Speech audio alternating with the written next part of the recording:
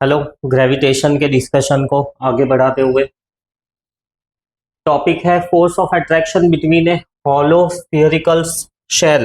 Hollow मतलब खाली है, गेंद जैसा, कुछ थिकनेस है, ऑफ यूनिफॉर्म डेंसिटी, यूनिफॉर्म है पूरा material, and A point mass body. तो एक पॉइंट मास बॉडी है और एक होलो स्फेरिकल शेल है। तो इन दोनों के बीच में जो फोर्स होगा, ग्रेविटेशनल फोर्स ऑफ अट्रैक्शन, उसके बारे में हम क्या कंक्लूजन निकाल सकते हैं।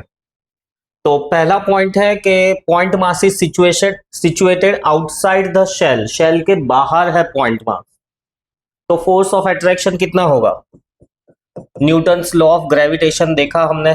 पॉइंट मास को स्मॉल एम ले लो, शेल को कैपिटल एम ले लो। तो और दोनों के बीच का सेंटर से डिस्टेंस लेना है, लेट से आर है, तो आर स्क्वायर। इतना फोर्स ऑफ अट्रैक्शन होगा। अब ये फोर्स ऑफ अट्रैक्शन कैलकुलेट करने के लिए ये ध्यान रखना है कि पॉइंट मास जो है, राइट, ये जो डिस्टेंस है पॉइंट मास का आर, वहां से लेके इस आर रेडियस से हम सर्कल ड्रॉ करते हैं। तो उस सर्कल के अंदर अगर ये बड़ा मास है तब जाके ये फोर्स ऑफ अट्रैक्शन मिलेगा। अगर नहीं है तो क्या होगा? Let's see here. दूसरा केस कि the point mass is situated inside the hollow shell. तो इसके अंदर है पॉइंट मास और ये m, राइट, दोनों के बीच का डिस्टेंस कितना है? 0। तो r 0 है तो फोर्स 0 ही होगा, gravitational force of attraction between the two, क्योंकि इसका सेंटर भी यहां पर है और मास भी उसी सेंटर पे है। तो इन दोनों के बीच में कोई ग्रेविटेशनल इंटरैक्शन नहीं है। अब इस मास को थोड़ा सा अगर मैं मूव कर दूं कि भाई रेदर देन सेंटर, अगर मैंने मास को, ये सेंटर है स्फीयर का, जो स्मॉल मास था उसको थोड़ा सा सेंटर से मैंने दूर कर दिया, तो अब डिस्टेंस कितना है? Let's say small R. तो फोर्स ऑफ अट्रैक्शन कितना होगा? G capital M small M by R square. But ये जो रेडियस है, ये जो रेडियस है, वो रेडियस कोई भी मास एनक्लोज नहीं कर रहा है, राइट। जो पॉइंट मास है और जो बड़ा मास है, पॉइंट मास है और बड़ा मास है, तो बड़े मास के सेंटर से पॉइंट मास के डिस्टेंस का रेडियस कोई भी मास एनक्लोज नहीं कर रहा है। अल्टीमेटली कैपिटल एम की वैल्यू 0 होगी एंड फोर्स मिलेगा 0। सो ये दो कंक्लूजन्स है कि point mass situated inside the hollow spherical shell of uniform density. अगर सेंटर पे है तो रेडियस 0 होने की वजह से फोर्स 0 हो रहा है।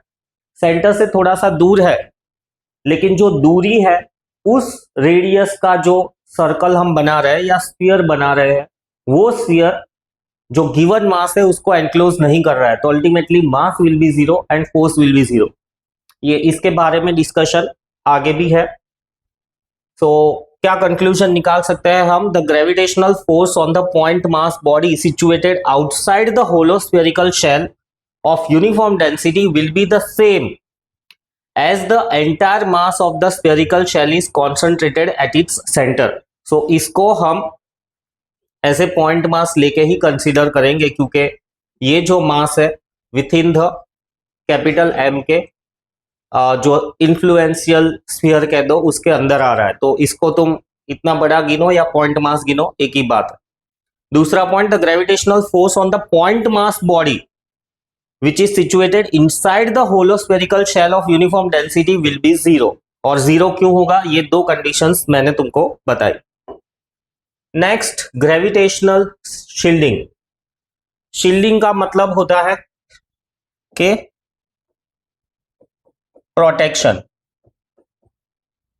किस चीज से प्रोटेक्शन? ग्रेविटेशन से प्रोटेक्शन। मतलब तुम ऐसी सिचुएशन में या उन कंडीशन में रहो कि तुम तक ग्रेविटेशनल फोर्स पहुंच ही ना सके, तो उसको कहते हैं ग्रेविटेशनल शील्डिंग। वैसे इलेक्ट्रिक शील्डिंग भी होती है या इलेक्ट्रोस्टैटिक शील्डिंग भी होती है। तो वो क्या कहता है कि तुम ऐसी किसी पोजीशन में पहुंच जाओ या ऐसे लोकेशन पे पहुंच जाओ जहां पे इलेक्ट्रिक फील्ड या कह दो इलेक्ट्रिसिटी फॉर सिंप्लिसिटी जीरो हो जाएगी, राइट। तो पहले हम इलेक्ट्रोस्टैटिक शील्डिंग देखते हैं, फिर ग्रेविटेशनल शील्डिंग देखते हैं। तो इलेक्ट्रोस्टैटिक शील्डिंग समझना बहुत आसान है क्योंकि हम लोगों ने कॉमनली सुना है इसके बारे में, बट फिजिक्स क्या है वो हमें नहीं पता था। तो क्या कहानियां सुनी हुई है हमने, ये सुना हुआ है कि जब भी बिजली होती है, राइट, बादल है, बारिश का मौसम है, थंडर स्ट्रॉम, बिजली कड़कड़ाहट हो रही है, बिजली गिरने की भी संभावना है, तो पेड़ के नीचे नहीं खड़े रहना चाहिए। एडिशनली खुले मैदान में हो तो छाता खोल के नहीं चलना चाहिए, ये भी सुना होगा। खुले मैदान में खुद भी बिना छाते के भी नहीं चलना चाहिए, ये भी सुना होगा। और इन सब से जो प्रोटेक्टिव मेथड है वो है कि आप ग्राउंड पे लेट जाओ। एडिशनली शायद ये भी सुना हो या पढ़ा हो तुमने कि जब बिजली हो रही हो तो इट इज बेटर और safer to be inside a car. तो कार क्या करती है, कार हमको इलेक्ट्रोस्टैटिक शील्डिंग प्रोवाइड करती है। कैसे? कार की बॉडी पूरी मेटालिक होती है, राइट। आसमान से बिजली गिरती है यानी इलेक्ट्रॉन्स का जो फ्लो होता है उसके पहले आसमान यानी बादल और जमीन के बीच में इलेक्ट्रिक फील्ड सेटअप होती है। बहुत सारा नेगेटिव चार्ज इधर, बहुत सारा पॉजिटिव चार्ज जमीन पे ऑटोमेटिक सेट हो जाता है, राइट। और इस फील्ड की वजह से बहुत सारे इलेक्ट्रॉन्स आसमान से नीचे की तरफ आते हैं। तो अब क्या होता है, ये बॉडी मेटालिक होने की वजह से सारे इलेक्ट्रॉन्स बॉडी के थ्रू ग्राउंड में चले जाते हैं, अंदर आ ही नहीं पाते। चाहे कितनी भी पतली शीट क्यों ना हो, इलेक्ट्रॉन्स हमेशा बाहर की सतह से ही फ्लो होते हैं। अल्टीमेटली अंदर बैठा हुआ इंसान बिजली से बच जाएगा। कभी सुना है कि एरोप्लेन में बैठे हुए पैसेंजर्स को बिजली से कोई नुकसान हुआ? कभी नहीं, क्योंकि aeroplane again it's enclosed metallic body.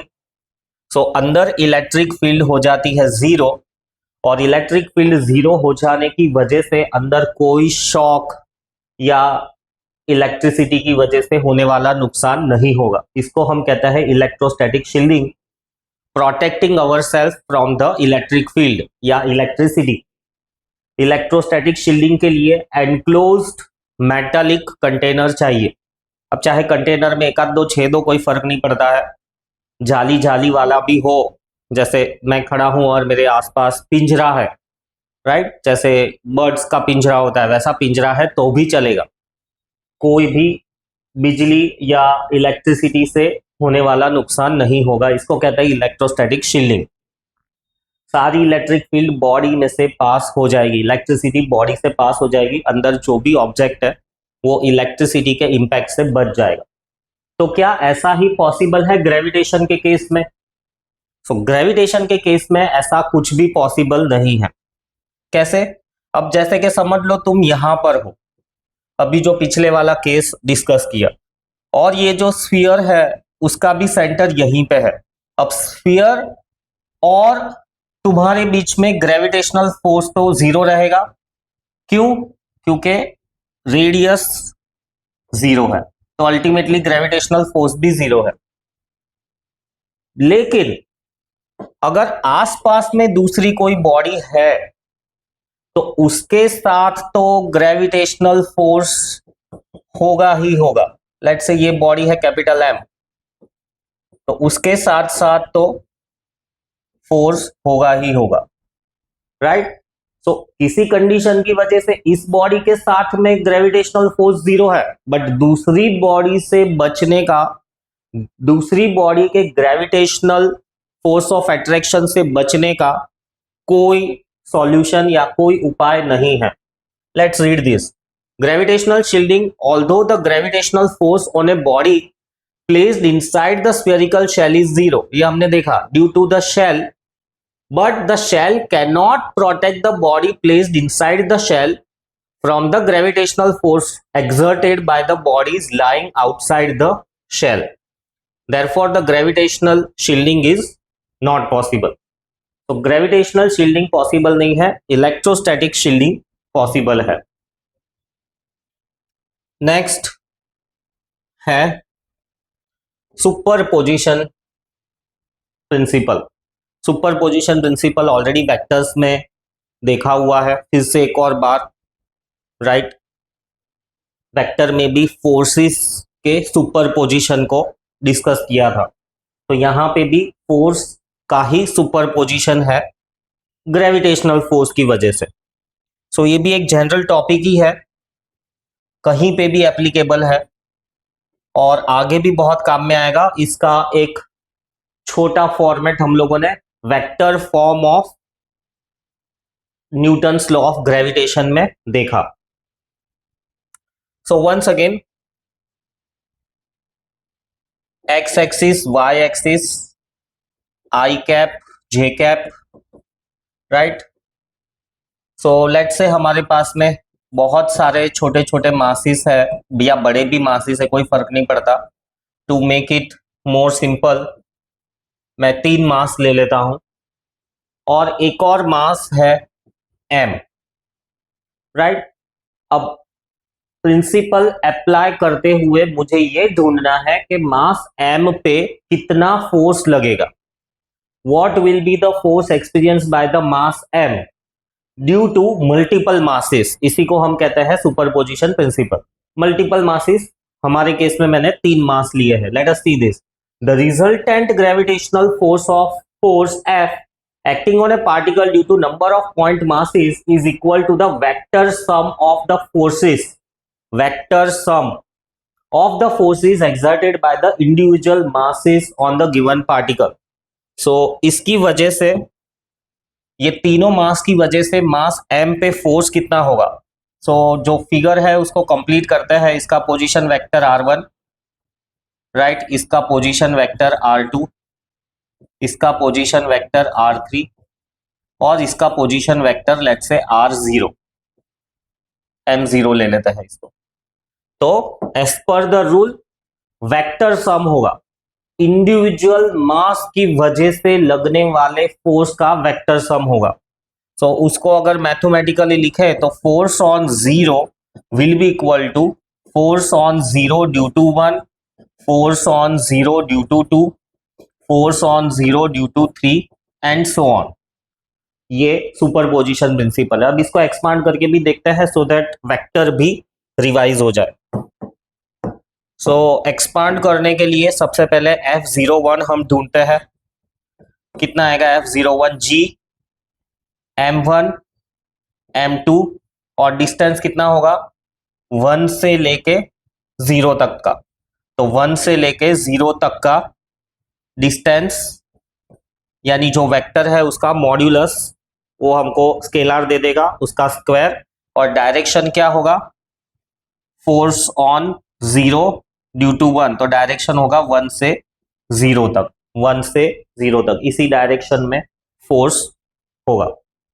फिर same way force on 0 due to 2 G M2 यानी M1 M2 बाय जो डिस्टेंस है 2 से लेके 0 तक के वेक्टर के मॉड्यूलस का स्क्वायर और डायरेक्शन रहेगी 2 से लेके 0 तक का cap, right.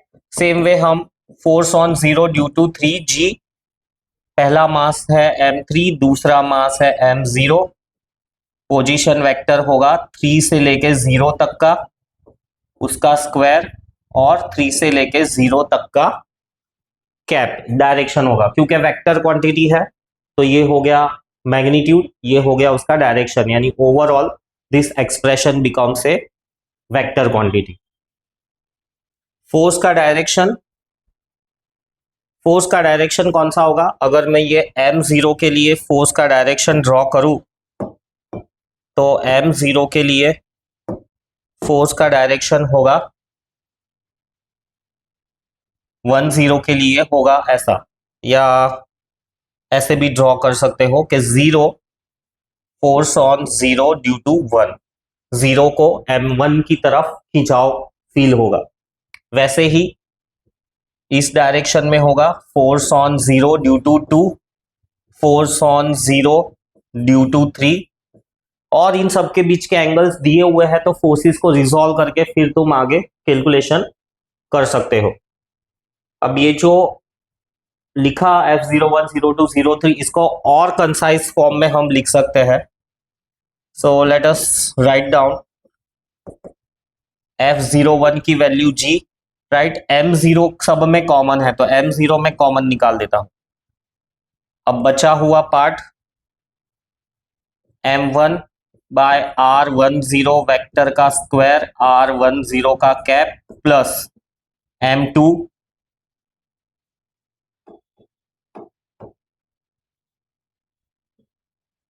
Plus M2 R20 vector का स्क्वायर, R20 का cap, plus so on, right.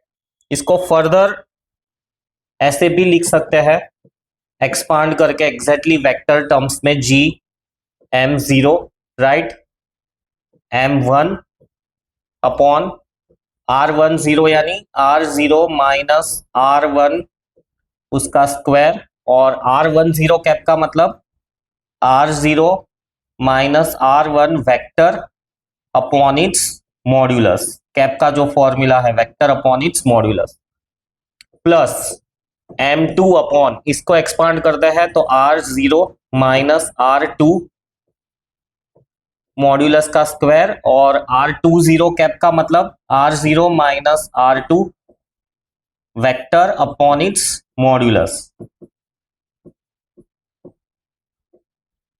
और डॉट डॉट डॉट। इसको फर्दर कंसाइज फॉर्म में लिखे, force on 0 will be equal to GM0, right. So this will be M1 R0 minus R1 vector R0 minus R1 का cube हो जाएगा, क्योंकि ये square था और एक और मॉड्यूलस मल्टीप्लाई हो गया, plus M2 R0 minus R2 vector upon R0 minus R2 vector का क्यूब, राइट। इसको सिग्मा के टर्म्स में भी लिख सकते हैं, सिग्मा यानी समेशन के फॉर्मेट में, सो दैट लंबा लंबा लिखने की जरूरत नहीं है। अगर 5 मास है तो वैसे भी लिख सकते हो। So it will be summation of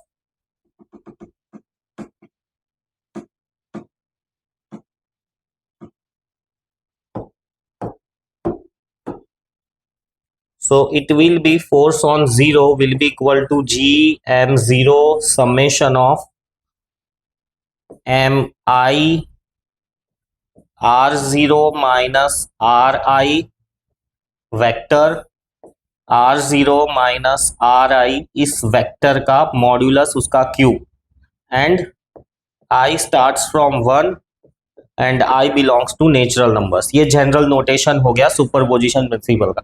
अब ये सिर्फ एक थियोरेटिकल कंसेप्ट ही है, बाकी न्यूमेरिकल सॉल्व करने के लिए तो हमको इसको रिजॉल्व कर करके करना पड़ेगा।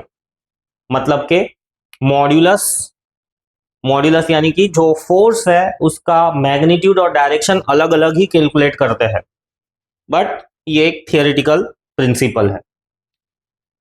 नेक्स्ट आता है ग्रेविटी। क्या होता है ग्रेविटी? ग्रेविटी वो फोर्स है जो कोई भी प्लैनेट, राइट, अपने नियर बाय ऑब्जेक्ट्स पे एक्सर्ट करता है। जो वर्ड ग्रेविटी है उसको कुछ बुक्स एज ए फोर्स बताती है, कुछ बुक्स एज ए एक्सेलरेशन बताती है। तो ग्रेविटी वर्ड दोनों ही चीज के लिए कॉमनली यूज होता है। अब एग्जैक्टली तो मुझे भी नहीं पता ग्रेविटी का मतलब फोर्स ही है या एक्सेलरेशन है। वैसे ये जो गिवन स्लाइड है उस हिसाब से ग्रेविटी का मतलब होता है फोर्स, और उस फोर्स की वजह से आने वाले एक्सेलरेशन को हम कहते हैं ग्रेविटेशनल एक्सेलरेशन या acceleration due to gravity. So gravity is the force of attraction exerted by Earth. जरूरी नहीं है अर्थ, किसी और प्लैनेट का भी हो नियर बाय ऑब्जेक्ट से, तब भी हम वर्ड ग्रेविटी ही यूज करते हैं।